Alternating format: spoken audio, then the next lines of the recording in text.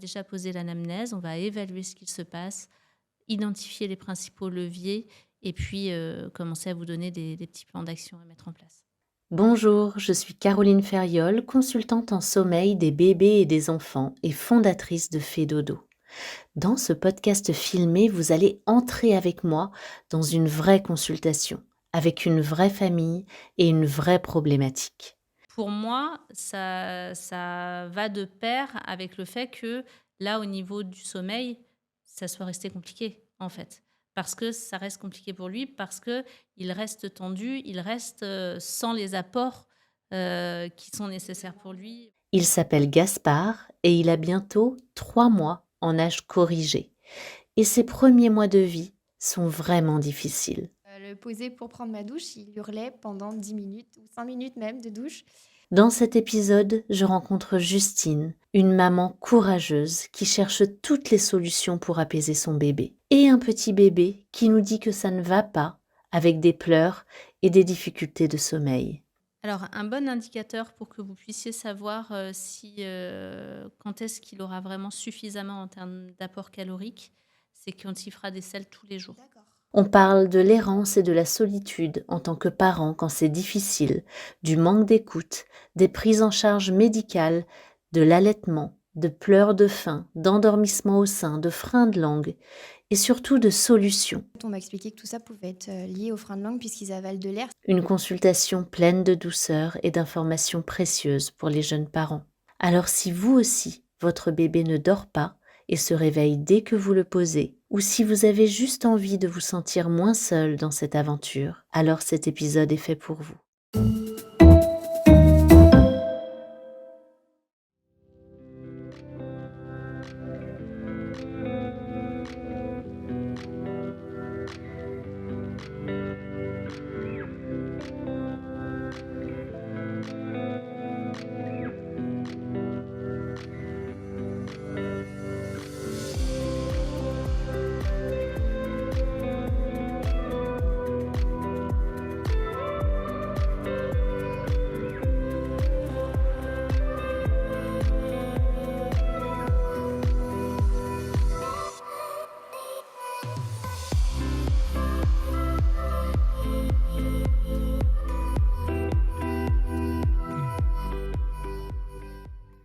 Bonjour Justine.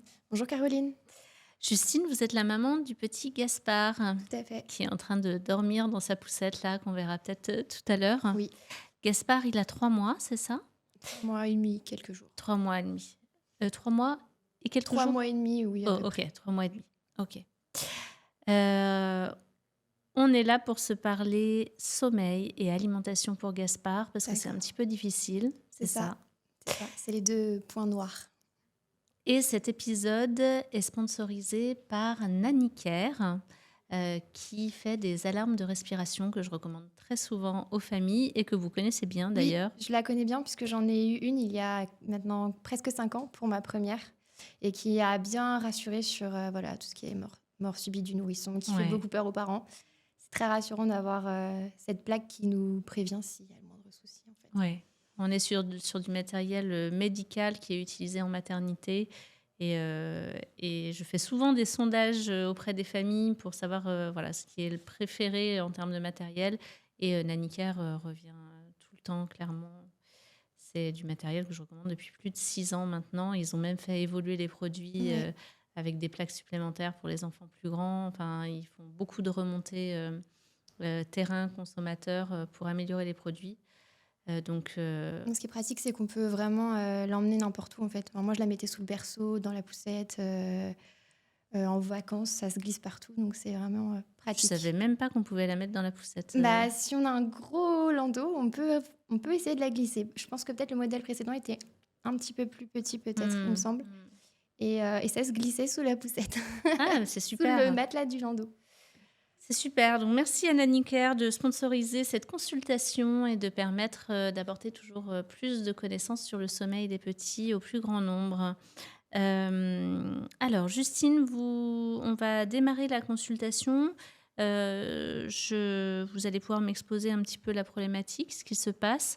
Et puis, moi, comme d'habitude, je vais vous poser des questions spécifiques pour qu'on D'accord. puisse lever les différents leviers que vous pourriez actionner pour faire que les choses s'apaisent. Vous avez rempli un questionnaire. Je ne l'ai pas lu pour qu'on puisse vraiment être ensemble là, sur cet échange. Par contre, je vais pouvoir, moi, noter au fur et à mesure les compléments. Vous m'avez aussi envoyé les photos de sa chambre et les courbes de poids, taille, périmètre crânien de votre enfant, puisqu'on va aussi regarder l'alimentation, qui est un levier essentiel dans le cadre du sommeil. C'est une première consultation Oui, ensemble.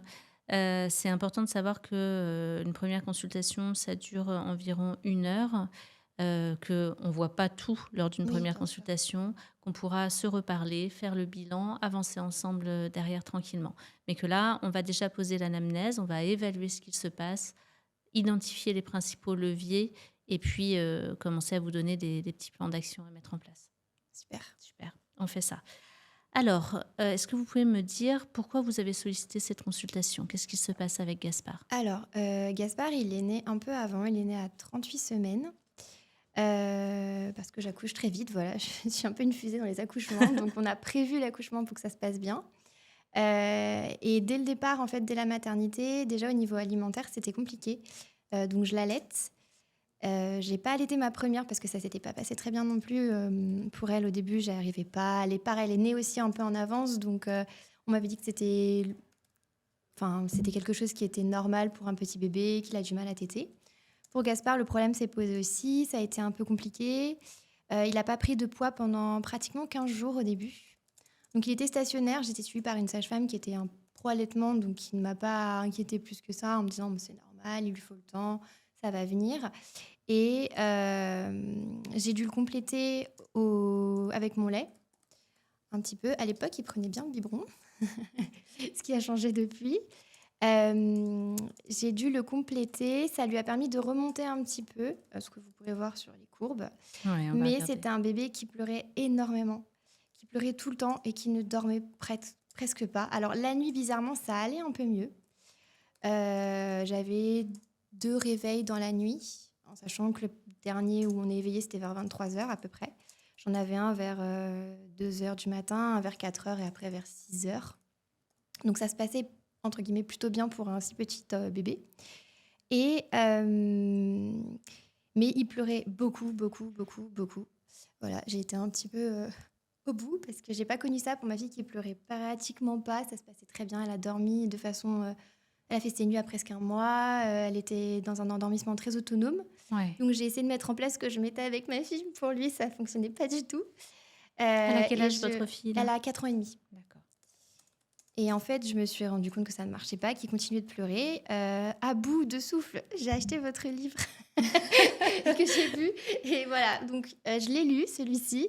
Ok. Voilà, je comprenais pas, en fait, j'arrivais pas à comprendre ses besoins, ce dont il avait besoin. Et le sein, ça m'angoissait énormément parce qu'on ne sait pas ce qu'il prend. Ouais. Je sentais que c'était pas optimum. Voilà, il y avait des difficultés. Et on va peut-être pouvoir le voir sur les courbes après. Il y a eu un moment en fait où j'ai suivi vos conseils au niveau de l'alimentation qui disait que vraiment il faut pas attendre que l'enfant réclame, il faut lui proposer régulièrement parce qu'on entend rapidement au bout d'un mois, il faut attendre 2 heures, 3 heures, c'est pas normal, etc. Et en fait, il hurlait à la mort toute la journée. Je pouvais pas le poser. Il avait aussi beaucoup besoin d'être pris en contact avec un porte-bébé, avec une écharpe.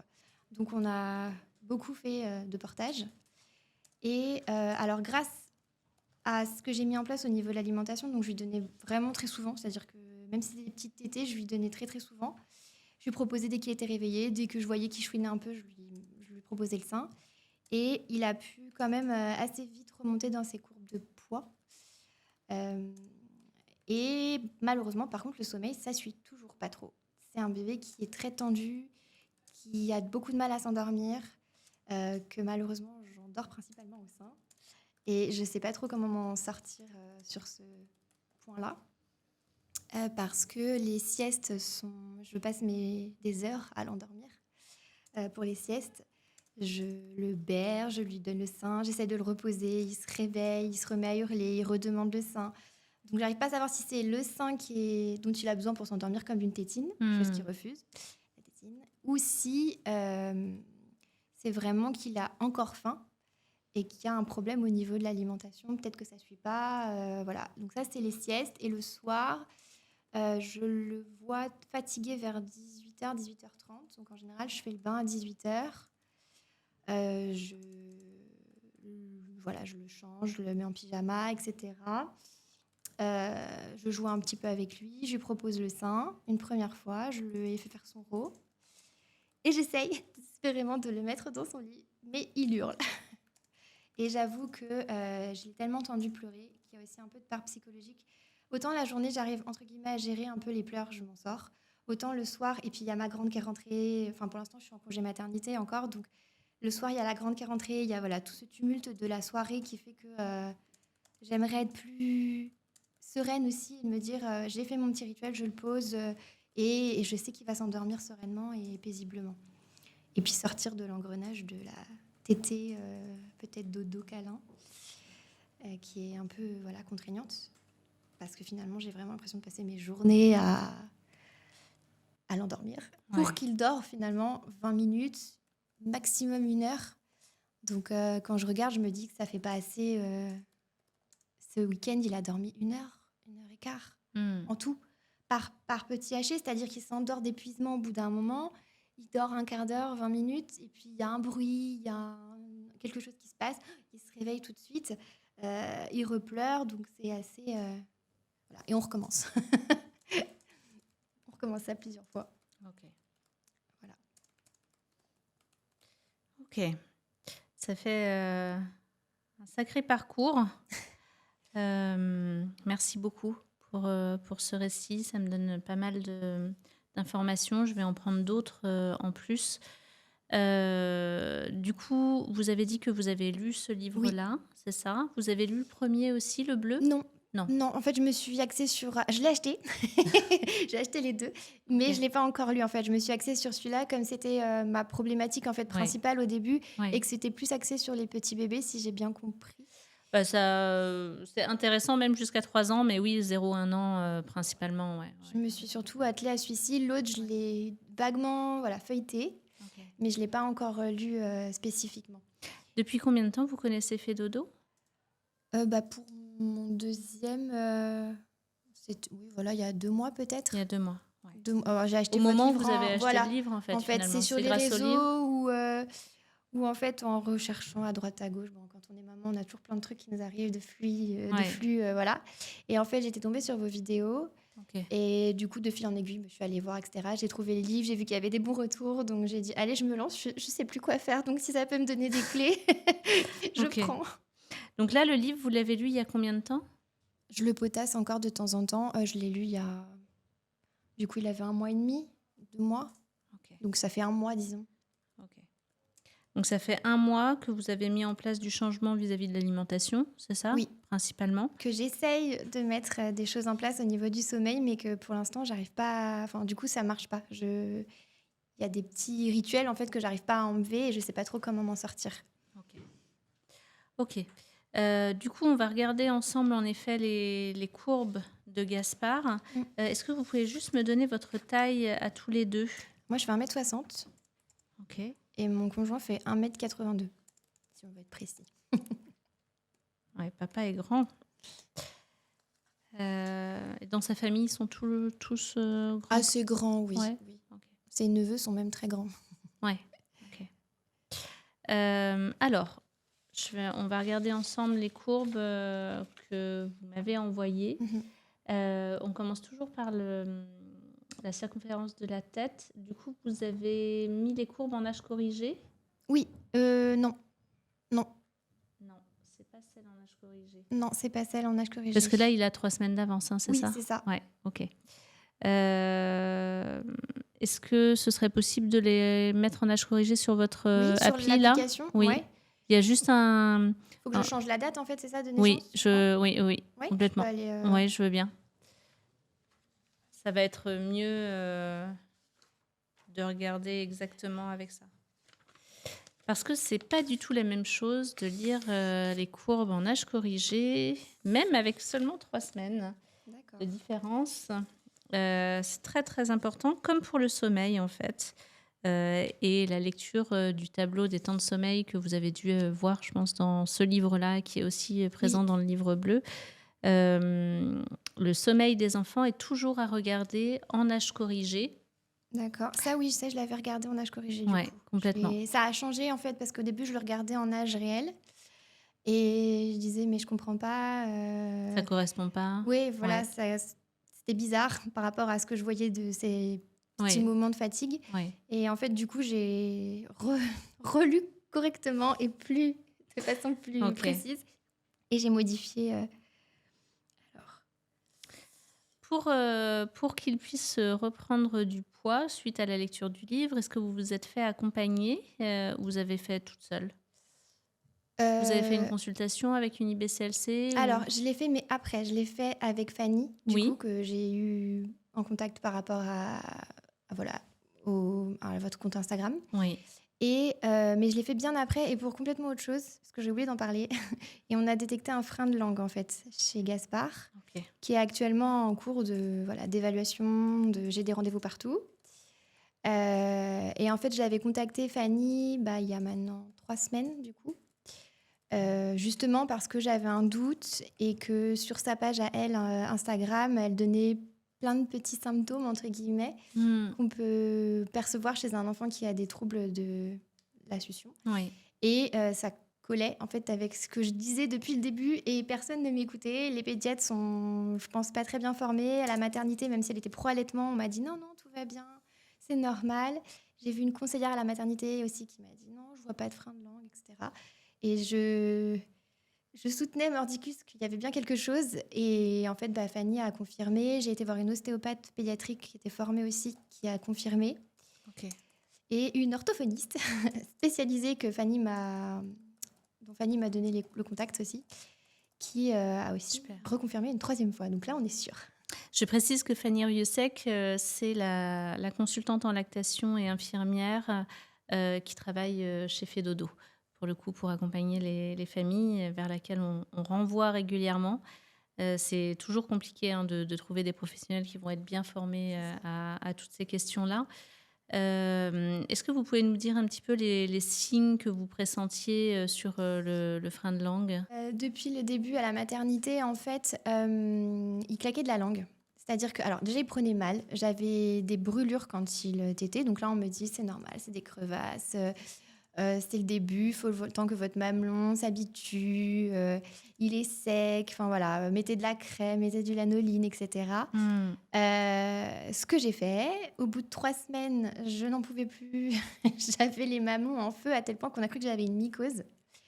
Et en fait, après coup, je sais que c'est parce que le mamelon frotte au mauvais endroit sur le palais. ouais. Voilà. Donc, il prenait mal, il s'énervait. Alors, il s'énervait au sein, il claquait de la langue, donc en fait, il tète, et à un moment, ça fait... Il lâche en fait le vide Oui, le de vide la d'air. tétine Oui. ou du mamelon. Il le faisait aussi au biberon d'ailleurs. C'était le même. En fait, c'est ça qui m'a mis la puce à l'oreille, c'est que ça se passait pas mieux au biberon qu'au sein. Oui.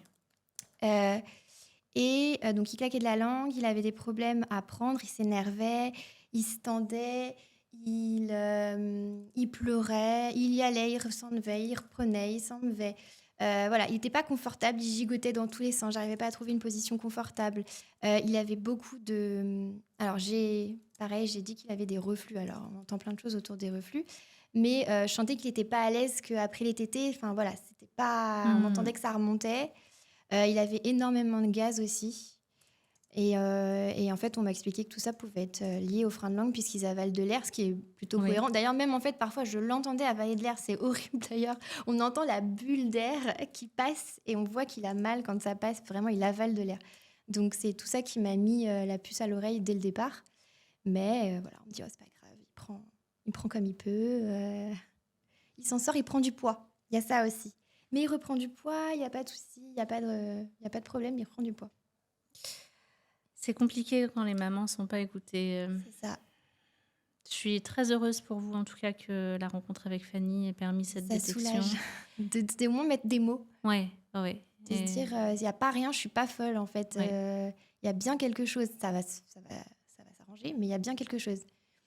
C'est important à dire pour, toutes les mamans allaitantes ou non, hein. C'est-à-dire que enfin ça peut arriver même, avec un bébé au Bah, ça biberon. marchait pas au biberon non plus. Tout à fait, c'est vraiment important de pouvoir savoir que quand on allaite, bah, on ne doit pas avoir mal, en fait. On ne doit pas être brûlé, on doit pas ça n'est pas, nécessairement enfin, ça ne doit pas être inconfortable.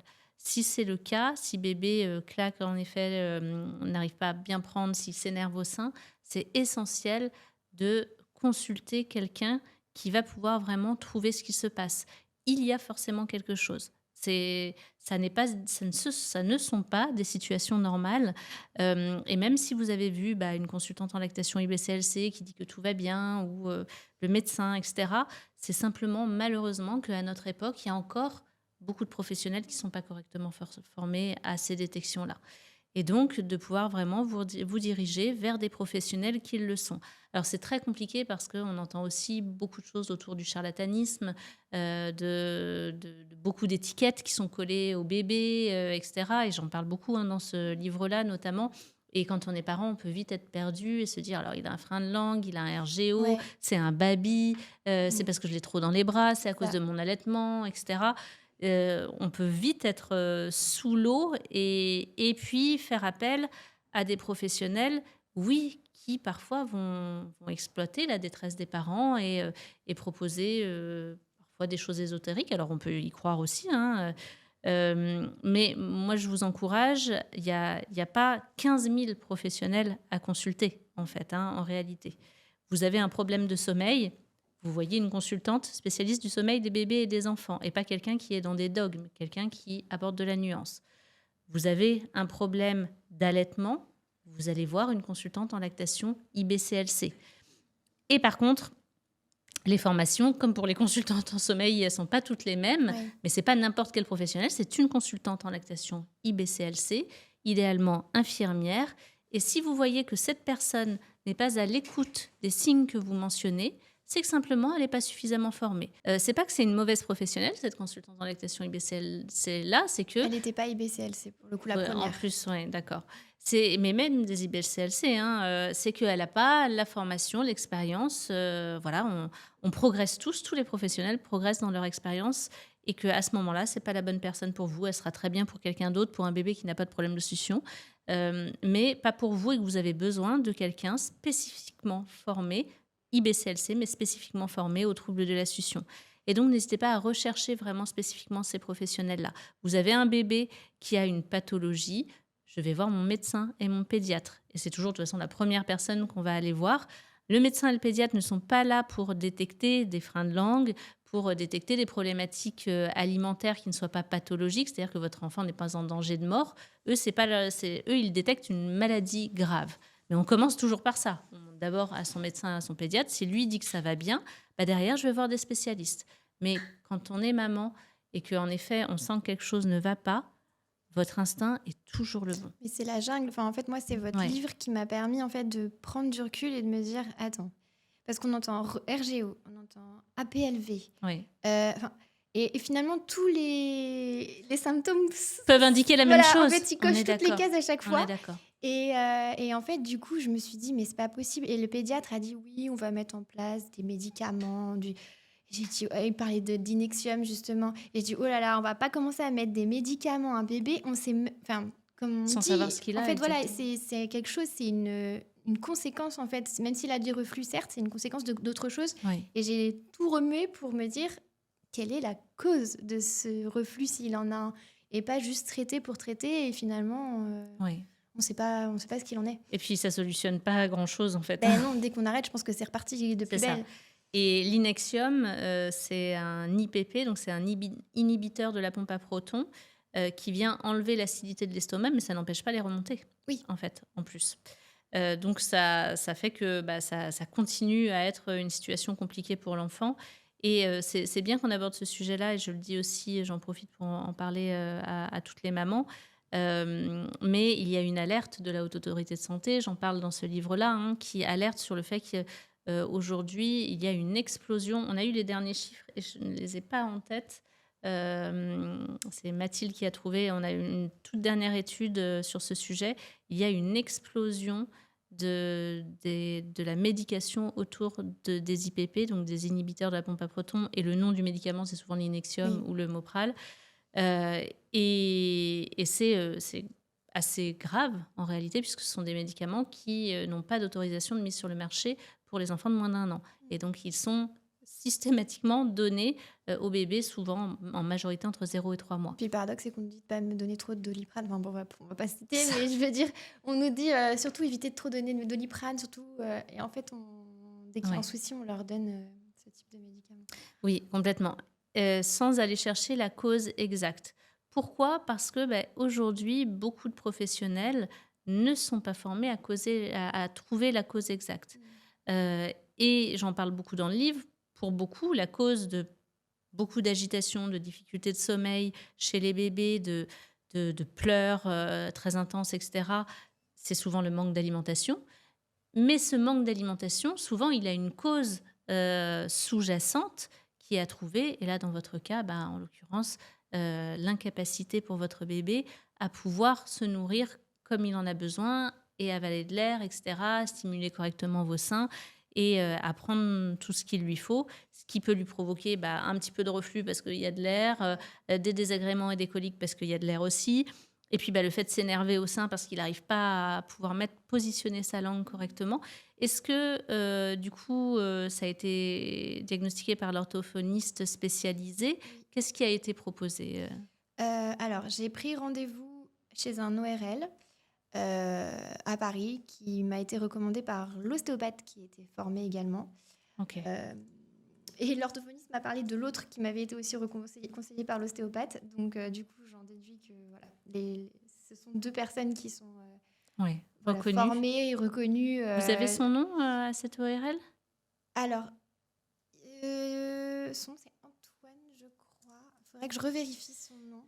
Elle est dans le 91, voilà, dans l'Essonne. Et les deux ORL formés, c'est le docteur Feredj et le docteur Rousselet qui m'ont été conseillés. Feredj et Rousselet. Feredj et Rousselet. Ouais. Pour les ORL. Ok. Oui. Et alors après, c'est Fanny qui a une liste interne d'orthophonistes formés aussi. Super. Il n'y en avait pas dans le 91, donc j'ai dû monter sur les Hauts-de-Seine dans le 92. Donc voilà, c'est pas grave, on y va, on fait 1 heure de route. Mais s'il faut le faire, autant le faire. C'est important de savoir que c'est quelqu'un qui est réellement formé à tout ça. Et donc du coup, j'ai pris rendez-vous chez un ORL qui va revérifier, dira s'il est nécessaire de faire, donc de couper le frein de langue. Il y a aussi un frein de lèvres.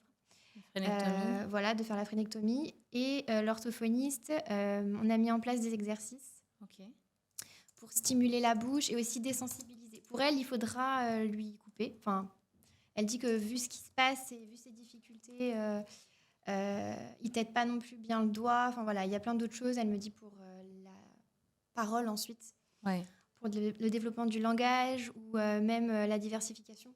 Parce que du coup, il a un très fort réflexe nauséeux, vu que le palais n'est pas stimulé. Donc voilà, on fait toute une désensibilisation de la bouche, en règle générale. Super. Et puis des petits exercices pour assouplir, si je dis bien, le palais buccal. Non, pas le palais, le plancher buccal. Ok. Voilà, pour assouplir tout ça en vue de éventuellement une phrénectomie. Est-ce que ça provoquait des tensions au niveau du corps? Est-ce que l'ostéopathe avait détecté des tensions? Elle a détecté des tensions, surtout au niveau des bras, qui a été confirmé par l'orthophoniste hier encore, d'ailleurs, puisque je l'ai vu hier, qui me disait que les bébés qui avaient souvent un frein de langue étaient très souvent un peu comme ça. Donc, ils n'ouvrent pas bien les mains, ils ont tendance à rester regroupés parce que finalement, ça tire énormément sur le cou. Donc, c'est pareil, c'est des bébés qui ne mettent pas trop la tête en arrière, qui détestent être sur le ventre et sur le dos. D'où le fait qu'il est bébé de portée, sûrement. Et voilà, qui n'aime pas être même sur le ventre, il se tend beaucoup, il est très tendu au niveau des épaules et des bras. Ok. C'est important de savoir aussi que le symptôme d'un bébé qui est tout le temps comme ça, c'est aussi le manque d'alimentation. D'accord. Mais ça va de pair. Oui. Là, il n'arrive pas à bien s'alimenter. En tout cas, il n'arrivait pas à bien s'alimenter. On va pouvoir regarder les courbes, du coup. Il s'en sortait bien. Parce il se débrouille comme il peut, il y arrive, mais disons que c'est pas fluide pour lui, quoi. Ouais. Et de ce que j'ai vu des courbes, alors on va les reprendre là parce que moi je les avais pas du coup en âge corrigé. Oui, et ça donne pas du tout la même chose en âge corrigé. Vraiment pas le même résultat. Et c'est important. Alors, du coup, je vous montre. On a un périmètre crânien là, euh, avec le fait qu'il ait débuté au niveau de son périmètre crânien au niveau du 50e percentile. Ah oui, ça change parce que c'était pas le cas sur l'autre courbe. Non. Il a effectué une baisse au 25e percentile et puis là, il est remonté au 50e percentile. Donc là, c'est plutôt positif. Et en fait, c'est ce que vous avez mis en place sur ce dernier mois qui a un impact très positif. D'accord. Donc, on a une taille qui était aussi un petit peu au-dessus du 50e percentile, qui a baissé un petit peu juste en dessous, qui est remontée au-dessus et qui se maintient à peu près avec une petite baisse au-dessus du 50e percentile. Donc là, on a une taille qui se maintient, je dirais tant bien que mal, et qui est plutôt cohérente avec le périmètre crânien, autour du 50e percentile. Et on a un poids qui, du coup, ne nous indique pas la même chose Oui, pas du tout que par rapport à que l'autre courbe. Puisque sur l'autre courbe, on avait un poids avec une forte vraie baisse. Ouais, et, une forte baisse et une grosse remontée, du coup, là. Et là, en fait, on a un poids qui se maintient, tant bien que mal, je dirais, mais avec beaucoup, beaucoup de tétés, du coup. Oui. Mais il arrive à se maintenir. Il a essayé de monter un petit peu, et puis, bon, voilà, il se maintient un petit peu au-dessus du 50e percentile. Globalement, on a quelque chose qui, vu comme ça, on pourrait se dire, ça va. Mais on a d'autres symptômes associés à votre bébé. Et également, on a quand même un périmètre crânien qui nous a fait... alors après, ça pouvait être une petite chute au niveau des prises, mais on a un périmètre crânien qui nous a fait une chute là. Ouais. Et ça peut être un indicateur comme quoi, en fait, la prise de poids qui paraît cohérente en fait, n'est pas suffisante pour son besoin à lui. D'accord. En termes de rattrapage. De la même manière, on a eu la courbe de taille qui a aussi baissé un petit peu au moment où le périmètre crânien a baissé, alors qu'au niveau du poids, en soi, tout allait bien. Moi, j'ai aussi entendu vos tailles à tous les deux. C'est-à-dire que là, vous mesurez 1m60, qui est une taille plutôt moyenne, mais plutôt un petit peu au-dessus de la moyenne quand même pour les femmes. D'accord. Plutôt contente. Au-dessus du 50e percentile. Et on a un papa qui mesure 1m80 et qui là est au-dessus du coup de la moyenne pour les hommes et qui se situe donc plutôt au niveau du 75e percentile, voire du 90e percentile. Ce qui veut dire que Gaspard, il a un potentiel génétique qui nous fait comprendre que potentiellement, il pourrait vraiment être au-dessus de ce 50e percentile. D'accord. Et que, en effet, il a probablement besoin vraiment de nutrition. Aujourd'hui, il arrive à se maintenir tout juste, mais il a probablement besoin de continuer à faire plus et d'aller encore plus haut. Toujours aller plus haut, il n'y a pas de chansons comme ça.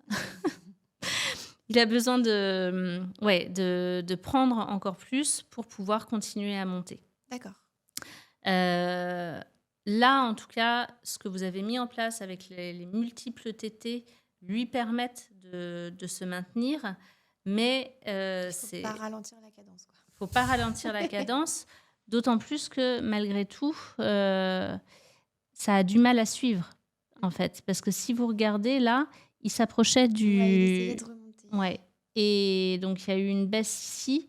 Là, C'est peut-être le moment où j'ai arrêté de le compléter, justement. Parce qu'il y a eu un moment où je ne l'ai plus complété. Ok. À peu près 2 semaines avant de voir Fanny. Ok. Parce que de toute manière, le biberon, il n'en voulait plus. Voilà, ça marchait plus. Donc, j'ai lâché l'affaire sur le biberon. Même si à court terme, j'aimerais arrêter l'allaitement. Donc, je suis un peu bloquée. puisqu'il n'en veut pas du tout. Oui. J'ai arrêté de le compléter et j'ai donné que le sein, que le sein, que le sein. Et j'ai même arrêté de tirer parce que du coup, je stimulais en faisant du tire-lait sûrement. Ah oui, Et j'ai oui. arrêté de tirer-lait aussi. J'ai Ouais. fait que du 100%, 100% allaitement pour le coup. Et du Ok. coup, c'est peut-être, je pense que ça correspond à peu près à ça. Parce qu'un mois et demi, environ 2 mois, du coup, Oui, si c'est ça. on se base sur l'âge que j'avais mis au départ, ça Ouais. correspond à peu près. Oui, complètement. Donc, il y a un lien. Donc, le fait que là, vous ayez essayé de mettre en place des choses au niveau de son alimentation pour essayer de mettre plus et de comprendre qu'il avait faim, là, malgré tout, en fait, avec son frein, Ouais. avec le fait qu'il y ait moins de complémentation et puis moins de tirage et de stimulation, parce que lui, s'il a un frein de langue, il n'arrive pas à stimuler correctement vos Oui. seins, de toute façon. Euh, pour moi, ça va de pair avec le fait que là, au niveau du sommeil, ça soit resté compliqué, en Ouais. fait. Parce que ça reste compliqué pour lui, parce qu'il reste tendu, il reste sans les apports qui sont Il nécessaires pour demande lui. Voilà, c'est ça. autant. Voire même moins. Par contre, au niveau des pleurs dans la journée, est-ce que c'est mieux? Oui, ça a Ouais. été complètement différent par contre. Parce que j'ai eu un bébé, déjà que je pouvais quand même poser, parce qu'avant je pouvais pas du tout le poser, Ok. qui est patient, j'ai envie de dire. Voilà, on peut le poser, il peut rester sur son tapis de jeu, il peut rester un petit peu dans le transat, le temps de prendre sa douche. Parce que voilà, c'était des choses que je pouvais même pas faire en fait. Le poser pour prendre ma douche, il hurlait pendant 10 minutes ou 5 minutes même de douche. Et donc du coup, j'ai eu un bébé qui maintenant, voilà, c'est bien plus éveillé et plus joyeux, sourit, gazouille. Donc j'ai vraiment... Et ça s'est vu très rapidement, en fait, dès le moment où j'ai commencé à augmenter ses quantités de lait, à le compléter plus sérieusement quand il avait un mois et demi. Rapidement, il s'est arrêté vraiment de pleurer. Disons que maintenant, il pleure pour quelque chose. Parce qu'il y a quelque chose qui ne va pas ou parce qu'il a chaud, il a faim. J'ai encore du mal à savoir s'il a faim ou s'il veut dormir. Oui, et on voit en fait sur la courbe, vous avez dû, c'était au bout d'un mois et demi que vous l'avez complété, donc Ouais, à peine, ouais, même à peine un mois et demi. ouais, bah, ça doit être à ce moment-là. Il a commencé à grimper. Oui, bah, sur l'autre courbe, ça se voyait vraiment en fait. Ouais. Comme elle était décalée, on voyait Ouais. vraiment ce moment où j'ai recommencé et ça a fait en 2 semaines, je crois, il a pris pratiquement 1 kilo en 2 semaines, il me semble. Et il en avait besoin et il a encore besoin. Beaucoup. Donc ça, c'est positif. Le fait que déjà, il s'est réveillé.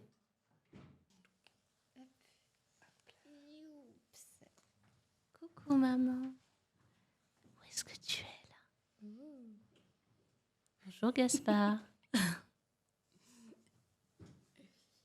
On te laisse atterrir un petit peu. Tu fais un sourire ou pas? Tu fais des Si vous voulez lui proposer le sein, n'hésitez pas. Hein, Ouais. comme il vient de se réveiller, ça peut être le bon moment. Et si vous voulez le faire ici ou être tranquille, c'est possible aussi. Ok, du coup, ça nous donne pas mal de données. Je vais reprendre sa journée de manière générale. Il se réveille à quelle heure? Alors, il n'y a rien qui est trop fixe en fait, du coup. Comme je m'en sors pas dans les siestes, c'est pas très fixe. Disons, le réveil, il oscille entre le matin 8h et 9h. Ensuite, je vois qu'il est fatigué vers 10h, 10h30. Mais souvent, il dort pas beaucoup. Donc, je le mets au lit, mais voilà, c'est compliqué. Comment il s'endort? Alors, les siestes, j'essaie de lui faire dans son lit, dans sa chambre, parce qu'à la base, il dort en cododo avec nous. Ok. Et comme j'avais fait pour sa sœur, en fait, je l'avais habitué finalement à faire des temps de sieste dans son lit dès le début. Alors, au début, il était dans un réducteur pour que ce soit moins impressionnant, le grand lit. Et après, je l'ai mis petit à petit dans son lit à lui. Donc, il est dans sa chambre, dans son lit. En fait, ce qui se passe, c'est que souvent, il a faim, donc je lui donne. Il s'endort au sein. J'essaye de le relever pour lui faire son ro. Il se réveille, il redemande, donc on y retourne. Et au bout d'un moment, il finit par s'endormir réellement. Là, j'essaie de le poser le plus délicatement possible. Et parfois, ça marche, il reste endormi, mais au bout de un quart d'heure, 20 minutes, il se remet à pleurer et on est reparti. Il y a de temps en temps où vraiment, je sais pas, il y a peut-être un moment où j'attends et où ça se passe bien. Du coup, je le pose et là, il dort. Il peut dormir 50 minutes Ok. environ. Mais depuis le début, c'est très très rare qu'il fasse 2 heures de sieste. Ça arrive, mais Vous avez cherché parfois à le garder au sein, à rester toute la sieste assise avec lui au sein? j'ai pas essayé. Pas une fois? Non. D'accord. À chaque fois, vous avez cherché à le poser, hein, Oui. c'est ça? Ok. Ça, c'est la première sieste, voilà, vers 10 heures, on essaye, 10h30. Des fois, il s'endort seulement vers 11h30. Donc, je peux passer facilement 1 heure à essayer de l'endormir, le prendre, le reposer, le prendre, le reposer. Euh, et alors, après, c'est complètement aléatoire. C'est-à-dire que parfois, il veut refaire une sieste. Je vois qu'il est à nouveau fatigué vers midi et demi, 13h. Comme là, quand on est arrivé, on avait rendez-vous vers midi. Donc voilà, vers midi et demi, il commence à vouloir s'endormir. Et en fait, parfois, j'arrive pas du tout à le faire dormir. Donc, je vois au bout d'un moment qu'il est excédé, qu'il est épuisé, qu'il n'en peut plus parce qu'il se met à pleurer. J'ai beau le prendre, le calmer, je vois que ça marche pas. Je le pose, il hurle. Donc, alors, c'est le moment où on est un peu dépassé par les événements. Je sais plus trop quoi faire. Et il lui est arrivé de pas du tout faire de sieste l'après-midi jusqu'au soir. Et arrivé 18h, il est dans un état pas possible, le pauvre. Et dans ce cas-là, je lui fais un bain.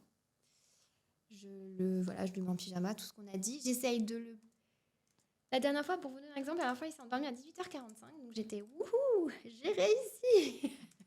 Sauf qu'un quart d'heure après, il hurlait.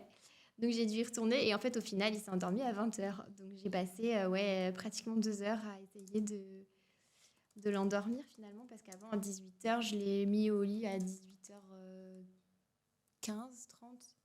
Il s'est endormi rapidement, mais après, il s'est réveillé. Et puis après, c'est la catastrophe, quoi. Il veut plus du tout que je le pose. Ouais. Il redemande...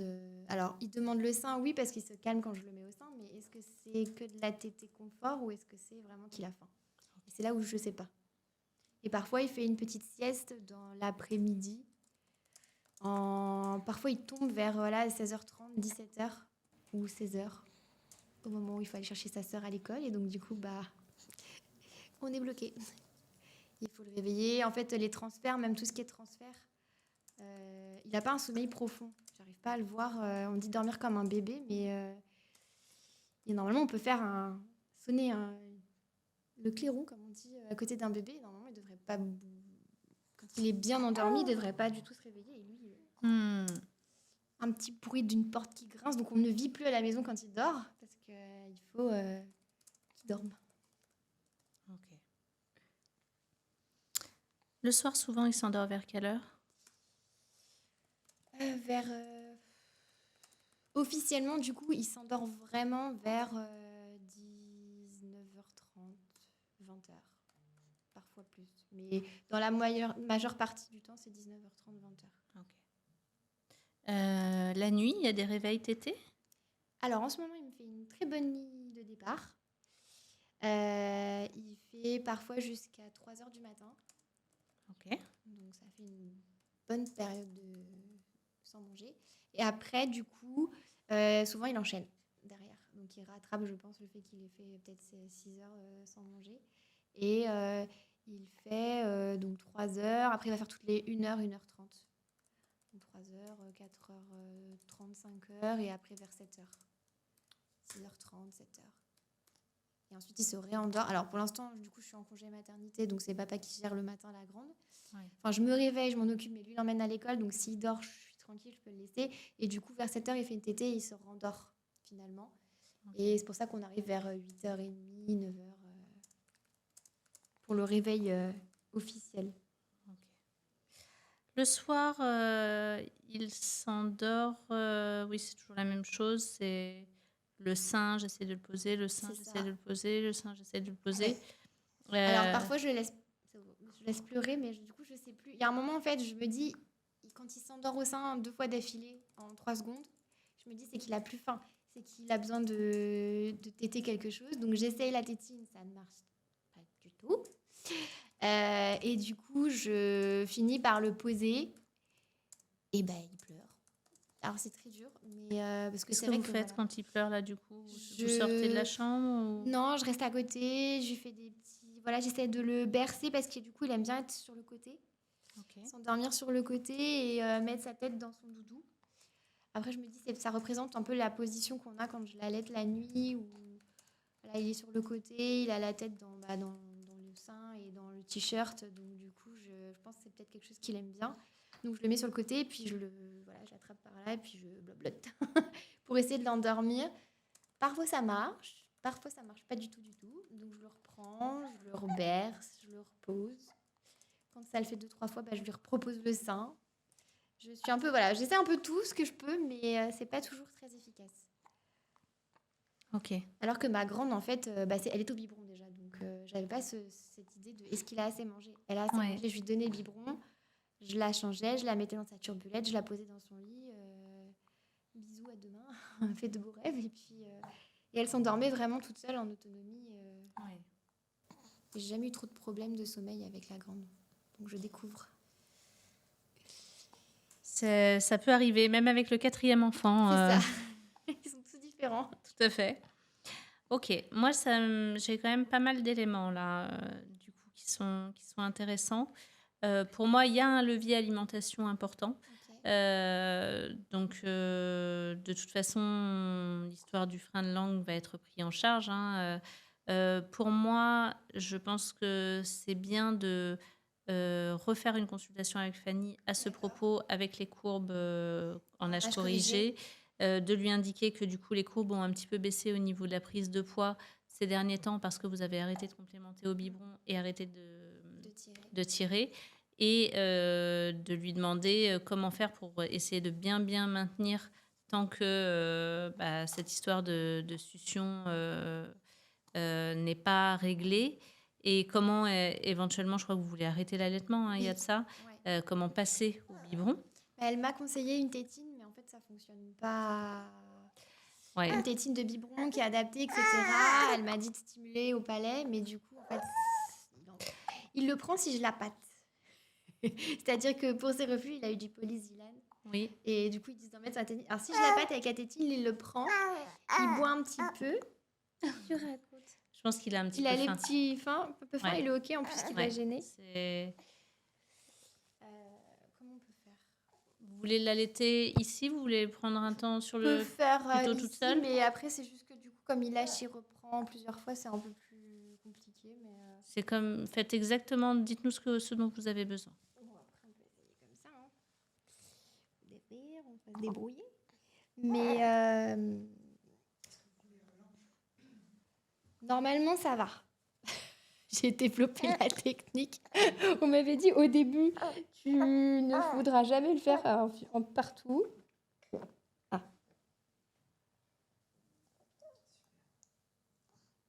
Je pense que c'était ça. Le OK va passer. Ouais. Du coup, je ne sais plus ce que je disais. Euh, On parlait cons- de Fanny. Oui, de Fanny, elle a proposé la tétine, là, Oui. ça n'a pas fonctionné. Et en fait, quand il arrive à la prendre, en la pâtant avec le polysylane, Oui, au bout de 30 millilitres, il s'arrête.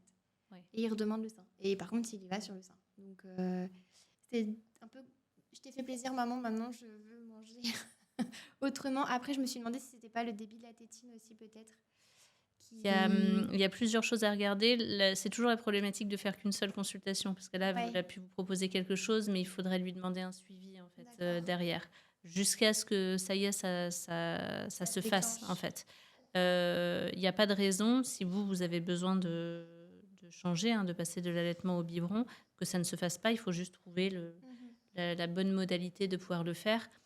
En tout cas, que vous restiez sur l'allaitement ou le passage au biberon, dans tous les cas, là, pour moi, il vous faut un suivi D'accord. pour la remise en route, en tout cas, d'une alimentation plus importante. Les fausses routes. Un des symptômes aussi. Oui. Tiens, j'ai oublié d'en parler, mais Oui, les fausses routes, ouais. il s'étouffe. Est-ce qu'il fait des selles tous les jours? Non. Non, je fais une selle tous les 2-3 jours, parfois. Et les jours où il doit faire ses selles, c'est compliqué. Enfin, je vois qu'il est dérangé. Après, voilà, Ok. il a beaucoup de coliques. Voilà, on fait les petits massages. Ouais. Ça a l'air de se calmer là depuis depuis une semaine, 10 jours. Ça va un peu mieux, je trouve. Il a l'air moins dérangé. Alors, un bon indicateur pour que vous puissiez savoir quand est-ce qu'il aura vraiment suffisamment en termes d'apport calorique, c'est quand il fera des selles tous les jours. D'accord. Le fait de ne pas faire des selles tous les jours, c'est pas de la constipation. La constipation, c'est que si, une fois qu'il fait ses selles, c'est des petites billes noires Ouais, qui non, sortent, là, que c'est des pas billes ça. noires. C'est le fait du manque d'apport calorique. D'accord. Parce que comme il n'a pas assez, il garde un maximum Parce qu'on tout. nous dit toujours en l'allaitement, il peut faire jusqu'à une fois tous les 10 Mais jours. C'est pas embêtant, oui, vous inquiétez pas. Donc, ça fait partie des grands mythes, malheureusement. d'accord. Et des grands mythes problématiques, puisque nous, à chaque fois qu'on accompagne des familles, comme Fanny, avec des bébés qui ne font pas leur selle tous les jours, des bébés allaités, c'est juste du C'est manque. qu'il n'y a pas assez. C'est ça. D'accord. C'est qu'il n'y a pas assez. Il essaye de récupérer un maximum de Ah bah oui, choses. comme il n'y a pas suffisamment d'apport calorique, globalement, il ne peut pas faire produire de déchets, en fait, D'accord. ou très très peu. Donc, comme il y a très très peu de déchets, Ça attend quelques jours. voilà, ça s'accumule. Mais un bébé qui a suffisamment en termes d'apport calorique en étant allaité, c'est un bébé qui fait des selles tous les jours, voire D'accord. plusieurs selles dans la journée. D'accord. Et de la même manière, ce que vous pouvez regarder, c'est ses couches aussi. Il lui faut au moins, à minima, mais sachant que ça devrait être un bon gabarit, à minima 6 couches pleines d'urine qui font au moins 100 grammes, D'accord. les couches. Et si ce n'est pas le cas, ça aussi, vous savez, en réalité, il y a plein d'indicateurs pour savoir si un bébé prend suffisamment. C'est juste que ce n'est pas les indicateurs habituels du biberon. Mais ça fait partie des grands indicateurs à connaître. Et donc, quand il se mettra à faire des selles tous les jours, voire plusieurs selles dans la journée, que vous aurez que des très belles grosses couches d'urine, voire débordantes, et qui pèsent bien 100 grammes chacune à minima, là, vous saurez que ça va bien, D'accord. qu'il prend suffisamment. Si ce n'est pas le cas à l'heure actuelle, c'est qu'il, là, pour l'instant, mais on le voit sur les courbes, il se maintient tout juste. D'accord. On pourrait croire qu'il se maintient tout juste, mais que c'est son poids. Voilà, que c'est son sa poids. courbe, Mais non, en fait, D'accord. tous les symptômes autour montrent que c'est Il pas a le cas. besoin encore de Qu'il a besoin de monter. grandir. Exactement. Il a besoin de prendre beaucoup plus de poids, au moins 2 percentiles pour moi. Ouais, au moins 1 percentile, mais si c'est pas 2, je pense, au vu des symptômes généraux, en fait, en termes de poids. Et puis ensuite, on verra ce que la taille nous dit et comment elle progresse, et au niveau du périmètre crânien aussi. Parce que le périmètre crânien, il est là. Et donc, c'est des super indicateurs. Et vous allez vraiment voir le changement. Quand lui sera un bébé beaucoup plus apaisé pour tout, en fait. Là, on a donc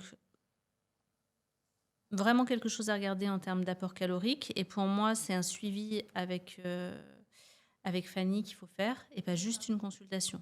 Un suivi. Ça veut dire que vous êtes à ses côtés jusqu'à ce que vous soyez arrivé à un bébé où la courbe, on est sûr, elle a... qu'elle est à son... Voilà, vous avez un bébé qui va bien, qui est plus tendu comme ça, qui après la tétée a les mains bien ouvertes, bien groggy. Un enfant repu, j'ai jamais, en fait. Ce bébé, le lait qui coule et qui somnole, il s'endort, mais dès que je le bouge, il se réveille tout de suite. Donc je me dis, c'est pas un bébé repu, en non, fait. exactement. Vous l'avez connu avec votre fille, du coup. Exactement. Et ça, c'est des signes. Tous les bébés sont pareils, en fait. Et c'est pas parce que c'est un bébé baby ou reflux ou machin. C'est juste que quand un bébé qui n'est pas repu, c'est un bébé qui peut plus difficilement s'endormir, plus difficilement se laisser aller. Et lui-même, il n'a pas cette sensation de « Ah, je suis repu et je suis détendue, j'ai les mains qui s'ouvrent bien aussi ». Mais ça, vous avez quand même des bons éléments pour aller dans ce sens-là. Par contre, il y a besoin d'un suivi parce que votre lactation, elle a subi son frein, forcément.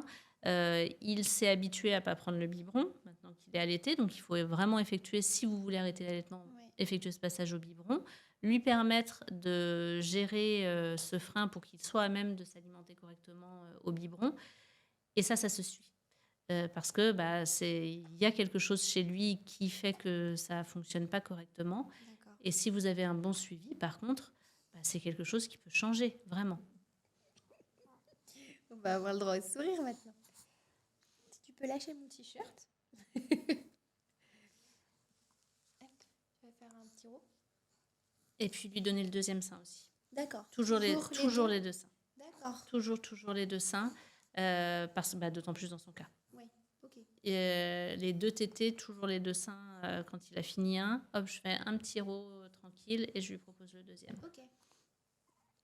Est-ce que quand vous tirez votre lait, vous savez combien vous... À l'époque, j'arrivais, je crois, à 120 les deux. En tirant les deux, ça donne 120. Ça donnait Ok. 120, voire 130, ça dépendait des fois. Ok. C'était entre 90 et 120 selon les moments de la journée. 120, ça va être le matin, Ouais. quand on est au maximum de... Et c'était il y a combien de temps? Du coup, ça Il y a fait 3 semaines, un au mois. moins un bon mois, ouais. Ouais. J'ai pas refait. Ok. Du coup, avec Fanny, vous verrez ça. Hein, D'accord. Pour reprendre du tirage, pour relancer. voilà, bien relancer et faire que vous ayez vraiment, il ait la possibilité d'avoir des... C'est vrai que j'ai pas retenté de tirer pour voir du coup ce qu'il y a aujourd'hui. Parce que la problématique, c'est que, étant donné qu'il a un frein, quand il est mis au sein, lui, il n'a pas la succion adéquate pour stimuler suffisamment bien vos seins et leur indiquer qu'il y a besoin de produire beaucoup. Et donc, petit à petit, vos seins sont de moins en moins stimulés. Donc, petit à petit, au niveau des tétés, il a de moins en moins, en termes de disponibilité. Et donc, ça peut aller jusqu'au fait de repartir dans des pleurs importants dans les semaines, les mois à venir. Oui, parce que du coup, il va avoir de plus en plus besoin de... C'est ça, exactement. Ok. De plus en plus faim, de plus en plus besoin de retéter, etc. Et de bien lui proposer les deux. Ok. Parce que là, ça veut dire que sur cette tétée-là, il a eu environ 60 millilitres. Ok, donc oui, il faut faire l'autre. Ouais. Et qu'à son poids, là, il lui faut au moins 120 par tétée. Ok. Et il serait content d'avoir plus. D'accord. Ok. Ou en tout cas, d'avoir des tétées très régulières pour avoir 120 de manière ça. très, très, très régulière. C'est pour ça qu'il demande régulièrement la journée. Mais du coup, vous pouvez le remettre directement là. L'autre. Ouais, lui proposer le deuxième. Hop. Et également, plus lui va s'habituer à avoir que des petites tétées, plus son estomac va se rétrécir, moins il va être en capacité de prendre des grosses quantités et plus il prendra que plein de petites quantités par moment. Ah, bah oui, tu papotes. J'ai un grand bavard. Non, tu veux papoter. Bon. Oui, c'est ça, en fait, il s'est habitué du coup à avoir un petit peu et il me le refait dans 10 minutes, un quart d'heure et il va me redemander pour l'autre moitié. Exactement. Oui. Donc n'hésitez pas, voire même à pas proposer de row et à passer directement, à enchaîner, d'autant plus s'il est habitué là de plus en plus à pas avoir beaucoup. Hop, vous enchaînez pour vraiment essayer de faire en sorte qu'il se réhabitue à avoir plus. Parce que sinon, en effet, vous allez vous retrouver à lui donner à manger toutes les 10 minutes, en fait. Il y a des moments où, en fait, il le fait en plusieurs morceaux. C'est ça. Il fait des collations, mais rapprochées.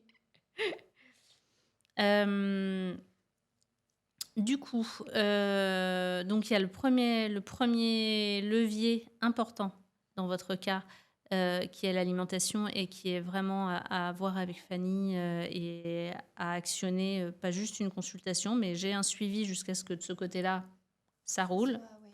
Et c'est possible que ça roule, que ce soit en continuant l'allaitement ou au biberon, hein, de toute façon.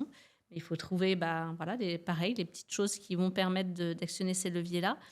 Et concernant le sommeil, moi, je vais vous proposer aussi de re-rythmer tout ça. Parce que de la même manière que pour l'alimentation, il y a besoin aussi que ça commence à devenir rythmé, que ce ne soit pas toutes les 10 minutes, toute la journée, toute la nuit, sans aller sur des espacements de 4 heures, évidemment. Au niveau du sommeil, il y a aussi besoin d'aller retrouver un petit peu plus de rythme et que vous puissiez comprendre son rythme. Là, globalement, il y a un rythme qui se dessine pour lui avec un réveil aux alentours de 8 heures et avec un endormissement aux alentours de 20 heures. Donc ça, pour moi, c'est plutôt positif parce qu'un enfant de cet âge-là a en effet plutôt besoin d'être sur des journées qui durent environ 12 heures et des nuits qui durent environ 12 heures. Donc là, son horloge circadienne, en tout cas, moi, j'entends qu'elle est plutôt bien mise en place. Elle commence à être bien mise en place, donc c'est positif.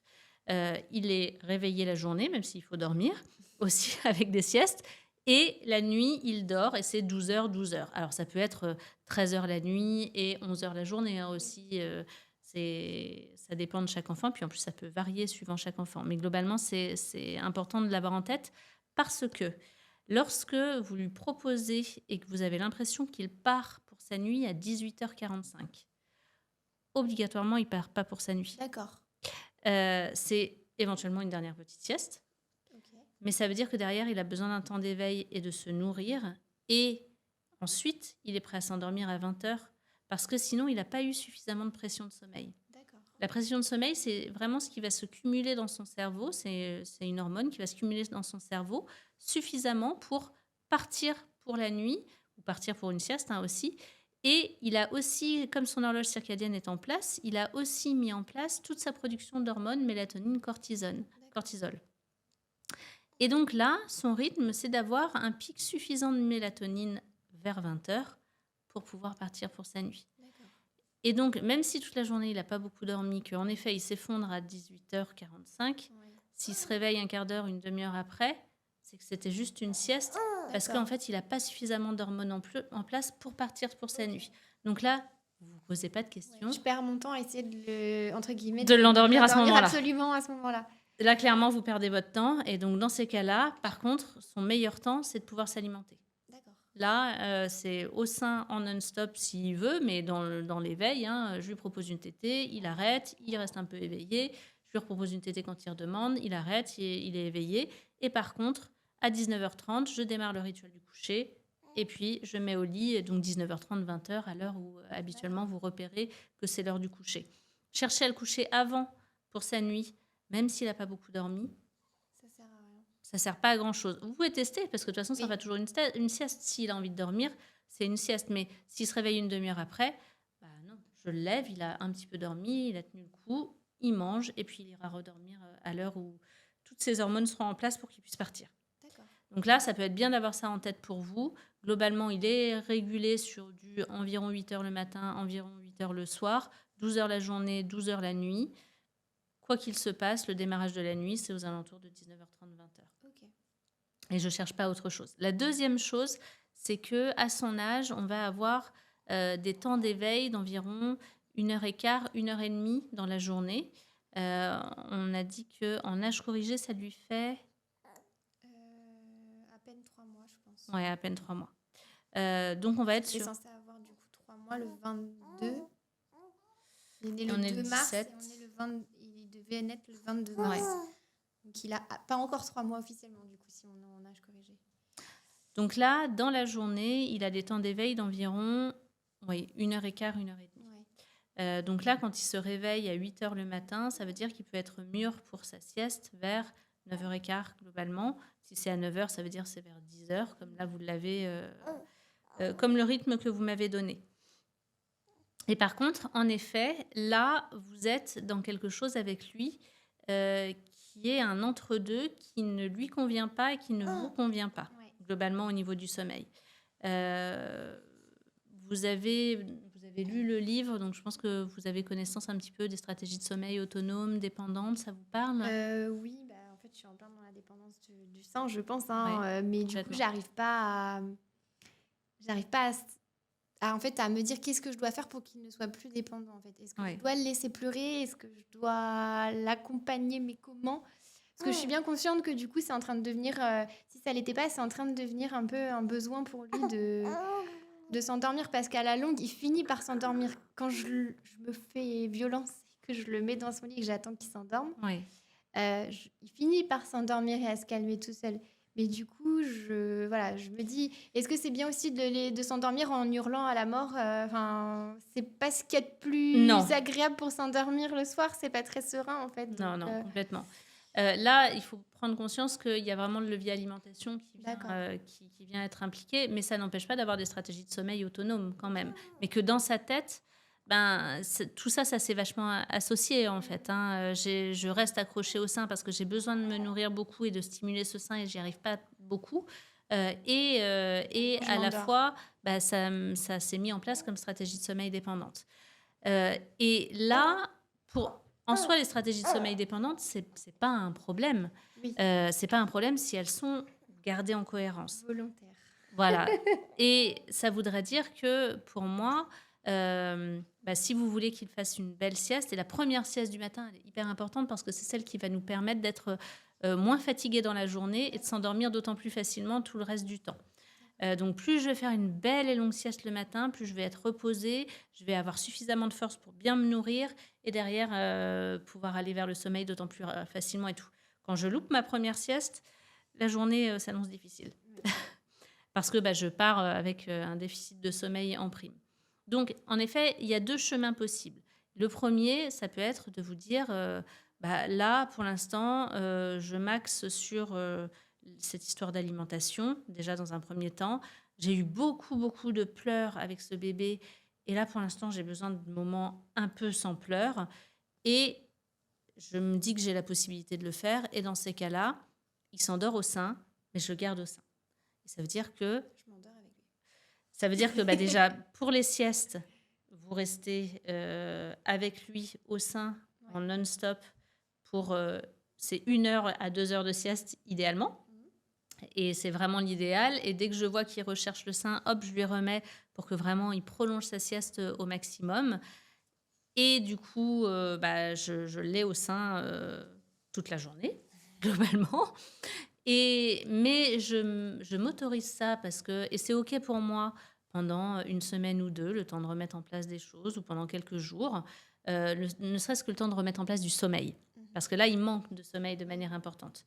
Et j'ai envie d'aller vers ça parce que c'est le chemin, je dirais, le plus doux pour mon bébé.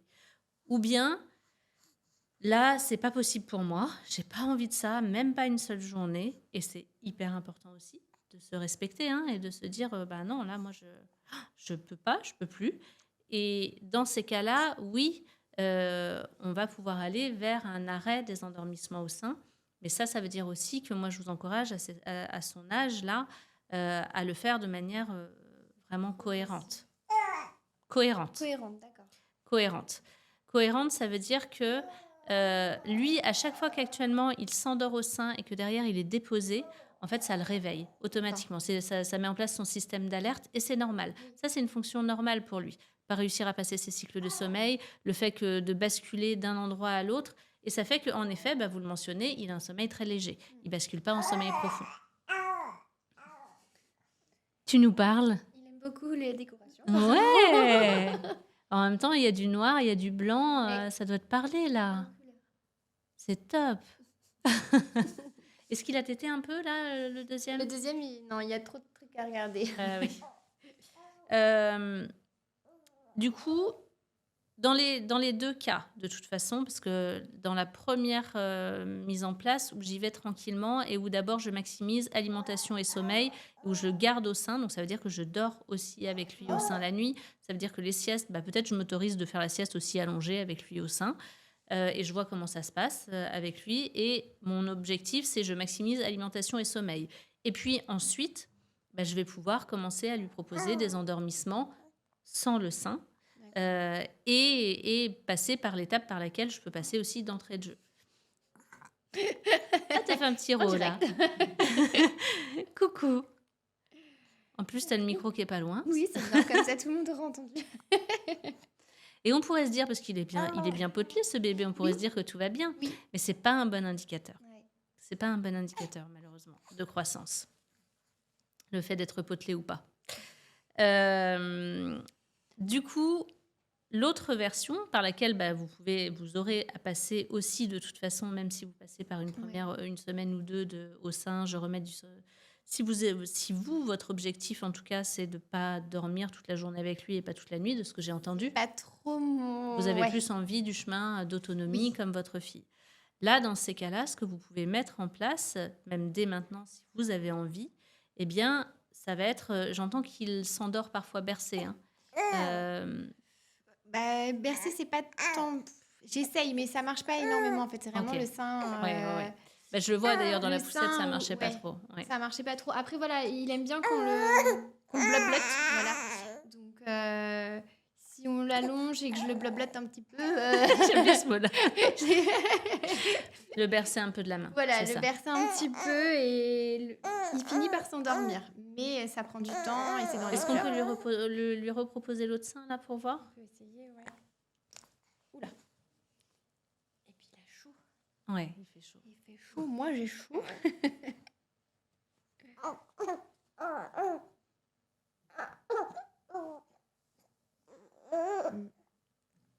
Est-ce qu'il est à l'aise à droite ou plus à l'aise à gauche? À gauche plus. Et le droit, il aime pas trop. Mais ça se voit en fait. Il se tend tout de suite, non? Le droit, j'arrive plus quand je suis allongée avec lui. En fait, pour moi, il a faim, Ouais, mais il n'arrive pas. arrive pas, non. Et du coup, il a été vu par un ostéopathe, vous avez Oui, dit, oui. qui n'a pas réussi à débloquer d'éventuelles tensions. Elle m'a dit qu'il avait le côté droit tendu, mais elle l'a débloqué normalement. Mais je pense qu'en fait, ça se retend peut-être à cause du frein de langue, du coup, qui Ça pourrait être bien de relancer la tension. de On refaire va une essayer, on va séance. réessayer celui-là, tant pis. Mais du coup, c'est vrai que ça fait des tétés qui sont... Bah oui, parce ouais, qu'il il a les faim. retourne. Il a faim, Et lui, mais il va s'énerver parce que du coup, ça va pas arriver comme il bah faut. oui, parce que là, il n'y a pas ce qu'il faut. On n'a plus de biberon. Parce que là, ça aurait été le bon moment pour lui proposer un biberon. Ouais, Voire même un dalle, en fait. Pendant qu'il est à ce sein-là, vous pouvez d'accord. glisser un dalle, vous voyez ce que Oui, c'est? des petits fils. Voilà, c'est ça, pour faire arriver du lait. Ok. Ça, c'est... Parce que là, il est au sein, il attend à ce que ça vienne, parce que bah, ça ne m'étonne pas, il a faim, un seul sein, c'est pas suffisant pour lui. Mais en fait, il n'arrive pas à téter du Celui-là, sein droit. il y a du mal, ouais. Ouais, Après, il y a eu un rêve sur celui-ci. Enfin, je pense, parce que des fois, ça sort tout seul. ok. Et dès le début, il aimait moins ce sein. Et du coup, bah, je pense que soit le rêve, ça l'agace, soit... En fait, ça se voit au niveau de son corps, en fait. Il est pas, Il est pas bien du côté de il se ce côté. sent pas bien. Et si ça marche mieux allongé, c'est parce que bah, du coup, c'est plus facile dans son Ouais. corps. Après, moi, je suis gauchère, donc il y a peut-être aussi... que moi, je suis peut-être plus à l'aise aussi du côté gauche que du côté droit, j'en sais rien. Pas forcément, pour être honnête, ma fille préférait le gauche aussi. Je suis droitière, ultra droitière. Non, c'est plutôt dans son corps à lui D'accord. que ça se passe. Et c'est pour ça que c'est intéressant de retourner voir l'ostéo. L'ostéopathe. Ouais, pour De aller toute voir. manière, je dois la revoir après la sciaphrénectomie, je dois la revoir après. Hmm. Parce que du coup, elle a dit que c'est pareil, ça va dénouer des tensions, mais il faut qu'il se réapproprie le corps sans les tensions. En fait. Ce sera important d'en parler avec Fanny aussi et de lui dire du coup.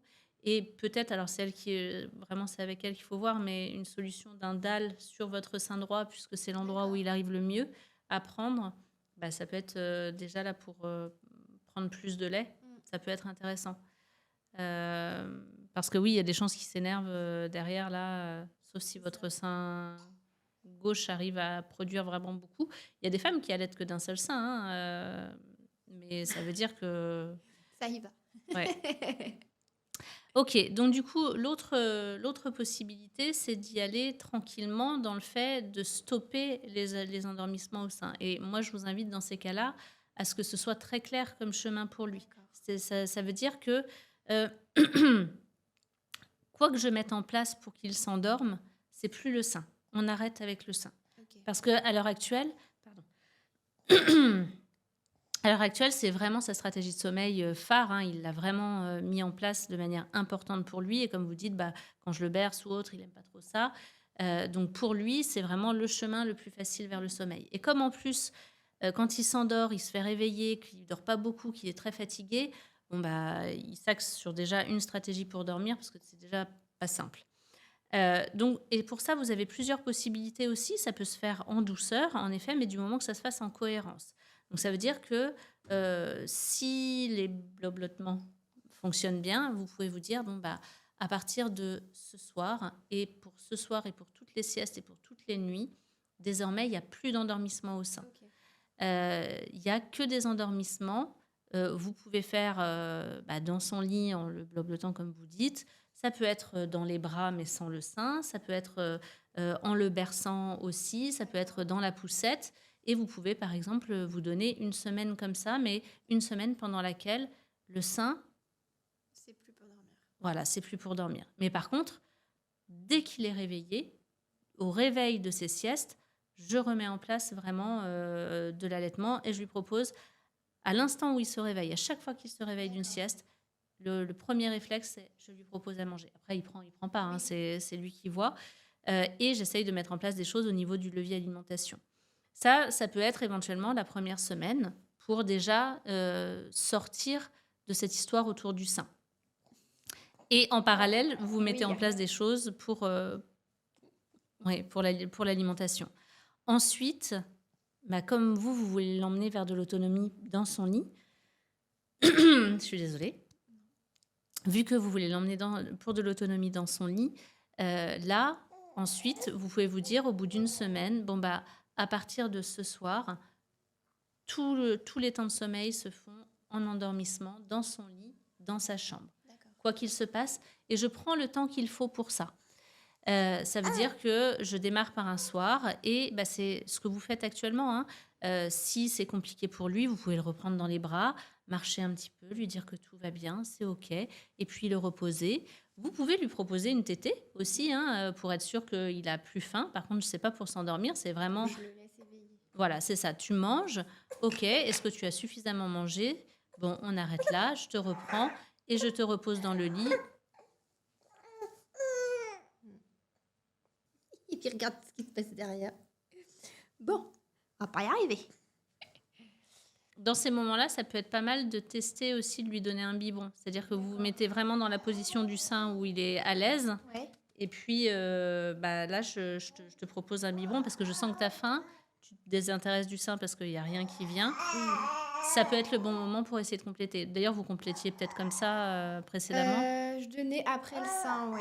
Je donnais après le sein. Et il y a eu un moment aussi où du coup, je donnais le biberon quand je ne voulais pas lui donner le sein parce que voilà, j'avais besoin d'aller faire quelque chose. Ou au niveau pratique, c'était plus simple de donner un biberon au niveau des horaires. Et moi, je tirais avant et je lui donnais le biberon après. Ok. Mais souvent, c'était après la tétée. Si je devais compléter, c'était après la tétée. Oui, c'est pas mal et vous pouvez quand même continuer à le faire là en ayant par contre un biberon prêt pour compléter. D'accord. Dès lors qu'il termine avec ce sein-là, vous pouvez toujours essayer de lui proposer l'autre. Si l'autre, ça ne marche pas, reproposer celui-ci. Et puis, quand il s'en désintéresse, vous le gardez, vous ne le remontez pas, vous prenez le biberon et vous le mettez dans la même position avec le biberon. D'accord. Et là, il va sentir que il est contre votre sein, il est dans la même position, sauf qu'il n'y a plus rien au sein, mais au biberon, il y a, donc je vais me nourrir. Ça peut être plus facile, éventuellement, de tester. Est-ce que vous voulez que Laure puisse le reprendre pour terminer? Tu vas te balader. Ok, donc du coup, vous pouvez y aller soit de manière très progressive comme ça, et ça peut être l'idéal, surtout si vous avez du mal avec les pleurs, là. Et ensuite, du coup, au bout d'une semaine, vous dire, ok, à nouveau, là, maintenant, les endormissements, c'est plus bercé dans les bras ou avec autre chose que le sein, tout et n'importe quoi, mais c'est uniquement dans le lit. Ça se fait uniquement dans le lit. Et ça veut dire que je suis plus là pour t'endormir, mon bébé, mais s'il y a des émotions, par contre, je m'autorise à le reprendre dans les bras, je m'autorise à le mettre au sein si je veux, je suis avec lui, je peux le blobloter, etc., comme vous faites, lui chanter des chansons, etc., et prendre tout le temps qu'il faut pour qu'il puisse s'endormir. Et je fais ça le premier soir, et je fais ça dès la première sieste le lendemain aussi. D'accord.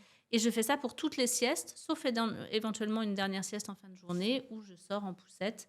Et ça peut être sympa de faire une sortie en plein air et de faire la dernière sieste en dehors de ça. Si il se réveille au bout de 10 minutes, lorsque il s'endort dans son lit, vous y retournez rapidement, vous fermez la porte dans le noir complet et vous pouvez vraiment lui refaire la même chose, l'aider un petit peu.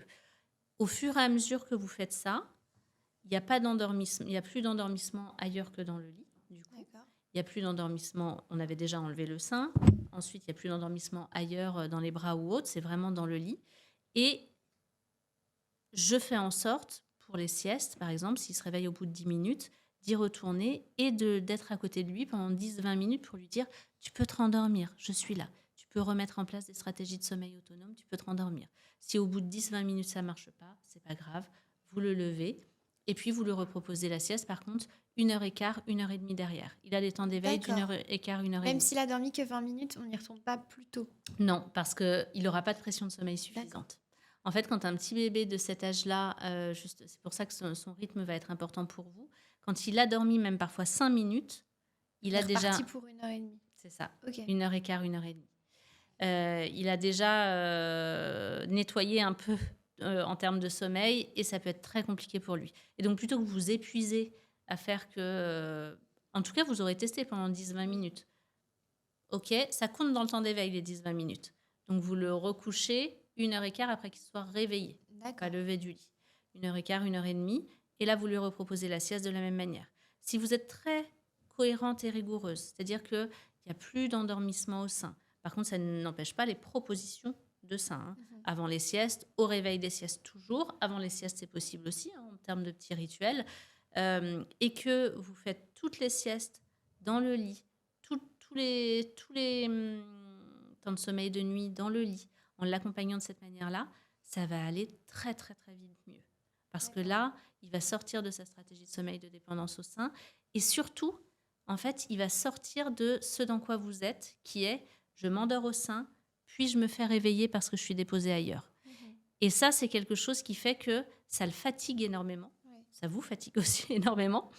Et ça vient assurer son sommeil, lui donner une mauvaise expérience de sommeil et du coup lui provoquer de plus en plus de fatigue tout au long de sa journée et faire que c'est un bébé qui peut exploser en fait et qui derrière a la sensation de perdre ses compétences au niveau du sommeil alors qu'il sait dormir, il sait s'endormir. Mais comme il s'endort, pouf, il se fait réveiller, il s'endort, il se fait réveiller et ça, il reste en sommeil léger, le moindre bruit, le moindre truc, il est en alerte.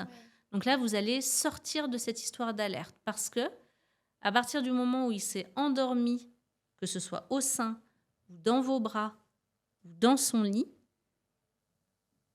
il ne change pas de condition de sommeil. Donc ça veut dire que si la première semaine, vous choisissez de le garder au sein, ça veut dire que vous gardez toute la sieste au sein, toute la nuit au sein.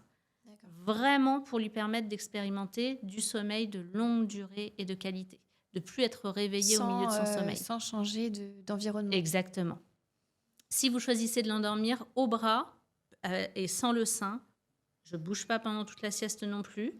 Si vous choisissez de l'endormir dans son lit, il s'endort dans son lit. D'accord. Et il y reste. Et là, il va se mettre à prolonger ses cycles de sommeil de sieste, à regagner en termes de temps de sommeil, à regagner en termes de confiance en lui, en termes d'énergie pour bien téter aussi. Et ça compte aussi parce que quand je suis très fatiguée... Oui, c'est un cercle vicieux, en fait. Exactement, c'est ça. Et vous allez tranquillement rentrer dans un cercle positif. Après, le chemin que vous allez choisir, parce que ça peut aussi être de vous dire, dès ce soir, il dort dans son lit. Mais il faut savoir qu'il va y avoir des pleurs. Il y aura c'est ça, c'est ce que j'allais dire. Est-ce que, par exemple, si je lui donne le sein, je lui fais faire son rot, etc., je dis maintenant, je te couche, je le pose, il hurle. Oui. Qu'est-ce que je fais? Là, du coup, vous pouvez mettre en place... Je le reprends. Complètement. Vous pouvez le reprendre dans vos bras et vous pouvez lui dire je t'aime, mon chéri, faire des respirations profondes. Hein. Ça peut être respiration profonde, c'est j'inspire par le nez, vous voyez ce que c'est? Oui, j'expire. Et j'expire le plus longuement et le plus doucement possible. Comme si je soufflais dans un ballon. Voilà. Ça permet d'abaisser le rythme cardiaque. Vous marchez dans la pièce comme ça avec lui. Vous mettez le noir complet dans sa chambre, idéalement, pour l'aider. En termes de production de mélatonine, c'est pas mal. Pour les siestes aussi, là aussi, pour qu'il rallonge ses siestes. C'est ce que je fais. De toute façon, quand il y a de la lumière, ça dure encore moins longtemps. C'est ça. Donc, vous marchez. Et puis, pas quand il est endormi, mais quand vous voyez que l'émotion est redescendue. Dans ces cas-là, vous le reposez dans son lit. Vous lui remettez son petit doudou comme vous faites. Vous pouvez le mettre sur le côté. Après, si vous le mettez sur le côté, c'est des stratégies de sommeil qu'il n'est pas à même de faire tout seul. Pour l'instant, oui. De reproduire par lui-même. Oui. Donc, s'il se retrouve sur le dos ou sur le ventre, il va se sentir dépendant. Il va se faire réveiller à nouveau. Donc, il vaut mieux essayer peut-être de le mettre sur le dos avec son petit doudou. Et puis, de lui-même, s'il veut se mettre un peu sur le côté, vous le laissez faire. Il a tendance à se mettre... Je croyais que c'était un symptôme, mais il avait... C'est rien. À s'arquer en arrière. Il se fait des fausses routes avec sa propre salive. Tout va bien.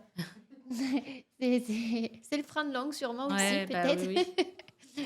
Actuellement, il dort sur le dos, hein, c'est ça? Oui, alors en fait, il s'endort parfois sur le côté. Vu qu'il s'endort au sein, en fait, par exemple, si je me mets dans le lit avec lui, il est sur le côté. Et en fait, dès que moi je quitte la pièce ou que voilà, j'essaie de le basculer doucement, ce qui des fois vaut le réveil, du Ouais. coup.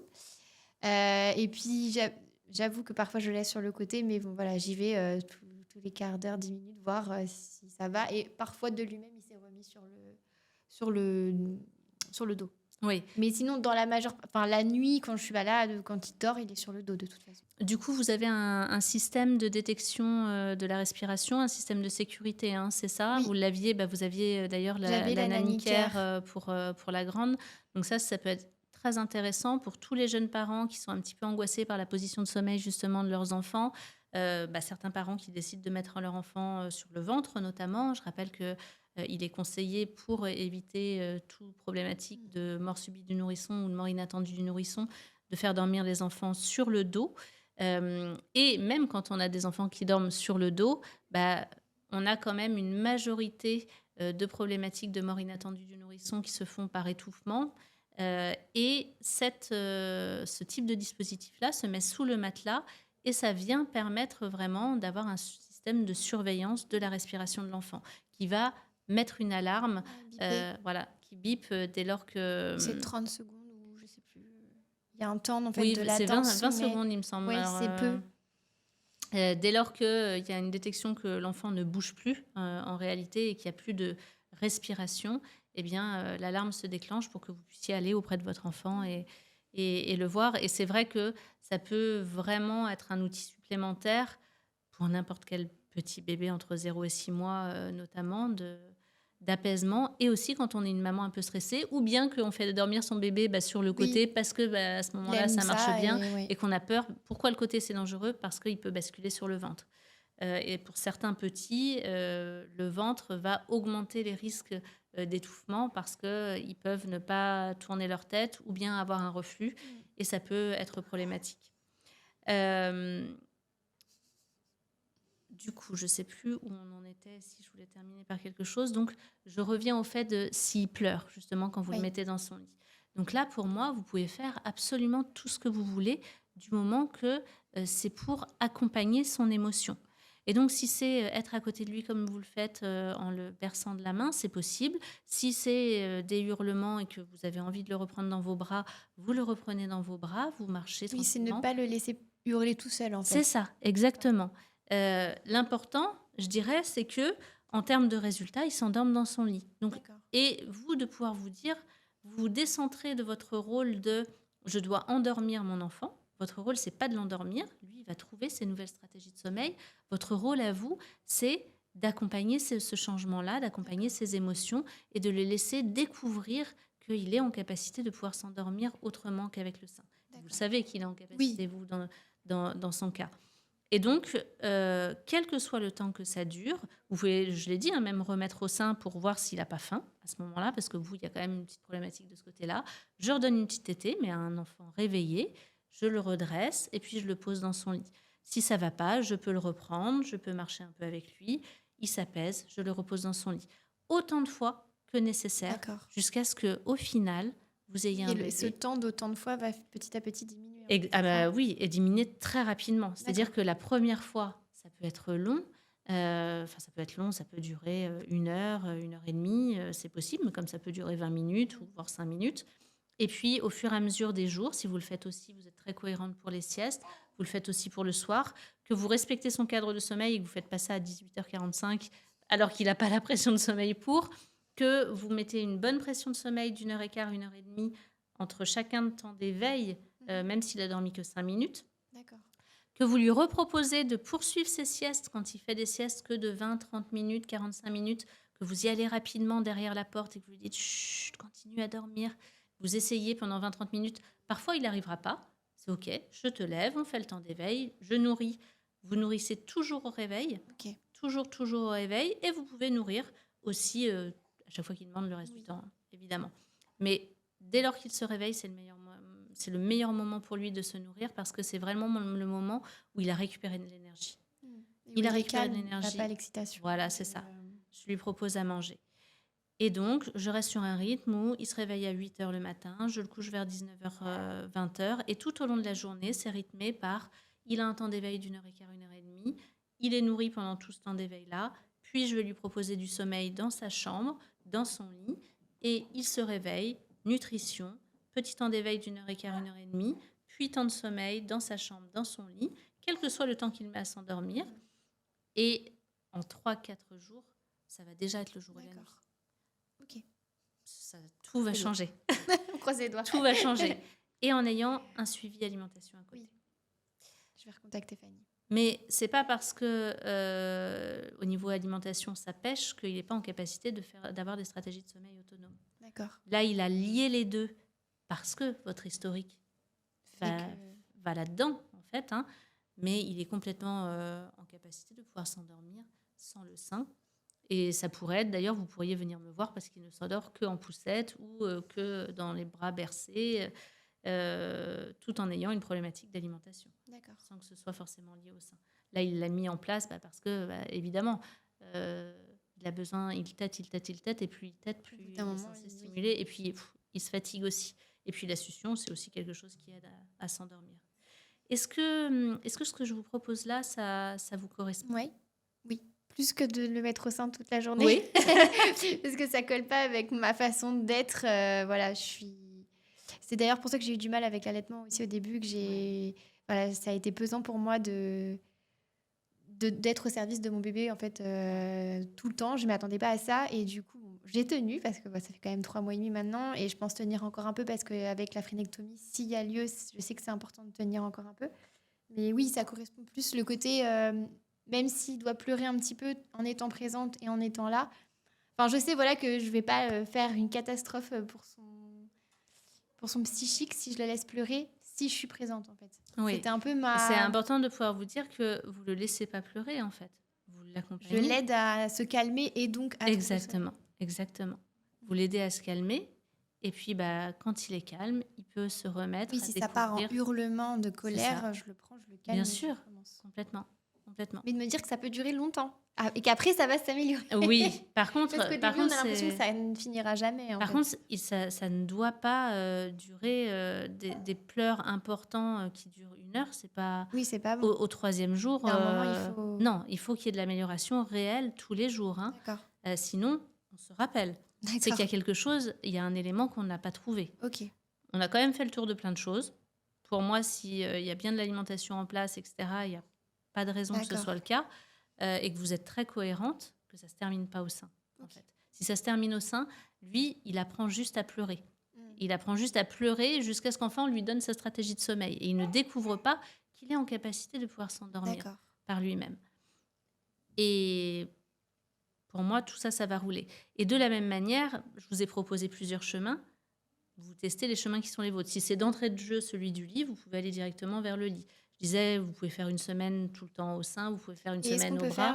C'est progressif exemple, si vous voulez. Le soir dans son cododo et les siestes dans sa chambre. Il faut juste que ce soit toujours pareil en fait. C'est ça vous pouvez faire comme vous voulez. Non, oui, c'est possible. Les siestes dans sa chambre et le soir dans le cododo. Oui, complètement. Non, il n'y a pas de problème. Si vous avez envie de ça, ça marche aussi. Comme tant qu'il fait passer une nuit. Ok. C'est plus pratique le cododo. Du coup, est-ce que vous avez des questions ? Là, pour le coup, non, pour l'instant, c'est bon. On va terminer là-dessus. Je vais juste, moi, vous poser une dernière question avant qu'on termine. Comment est-ce que vous vous sentez, là, à l'idée de mettre tout ça en place ? Un peu stressée parce que j'ai peur que ça ne fonctionne pas. mais rassurée déjà d'avoir soulevé le fait que, pour le coup, peut-être qu'il n'était pas assez nourri. Et de me dire qu'il va falloir que je l'accompagne. Mais en fait, pour moi, au départ, accompagner, je ne savais pas ce que ça voulait dire. Ouais. Donc là, du coup, je comprends mieux accompagner, c'est être présente, même si c'est le laisser seul trouver ses solutions, en fait. Ouais. C'est pas à moi de lui apporter, finalement. Et accompagner, je voyais pas trop ce que ça pouvait s'entendre. Donc plus éclairée, je dirais. Plus sereine, mais pas moins déstressée. Moi, ce que je vous propose, on a un groupe WhatsApp ensemble, c'est que vous puissiez me dire quand est-ce que vous avez envie de démarrer ça, quel chemin vous aurez choisi aussi. Et puis, moi, je vais être là pour vous. D'accord. OK ? Et s'il y a besoin de soutien, s'il y a une question qui reste, quelque chose, et puis vous me tenez au courant tous les jours de comment ça évolue. Okay. Et puis, on va ajuster ensemble. D'accord, très bien. Mais je vous assure que dans quelques jours, le quotidien aura changé. Et puis, vous nous ferez peut-être une petite vidéo pour en Oui, témoigner. Comme parfait, ça. ouais. Pas de souci. Ok, super. À bientôt. Merci Merci à vous. beaucoup, à bientôt. Au revoir. J'espère pas à bientôt finalement, À bientôt pour le suivi. pour le suivi en effet.